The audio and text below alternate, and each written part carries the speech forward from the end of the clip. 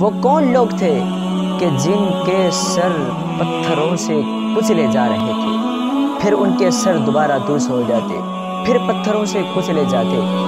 مجموع الزوائد کی روایت ہے، شب معراج رسول اکرم نور مجسم صلی اللہ علیہ وآلہ وسلم نے کچھ ایسے لوگوں کو دیکھا جن کے سر بڑے بڑے پتھروں سے کچلے جا رہے تھے، پھر ان کے سر دوبارہ درست ہو جاتے، پھر بڑے بڑے پتھر ان کے سروں پر گرا دیے جاتے اور سر کچل دیے جاتے۔ تو اللہ کے نبی نے جبرائیل امین سے پوچھا، اے جبرائیل یہ کون لوگ ہیں؟ جبرائیل امین نے عرض کی، یا رسول اللہ صلی اللہ علیہ وسلم یہ وہ لوگ ہیں جو اپنی نمازوں میں سستی کیا کرتے تھے، غفلت برتا کرتے تھے۔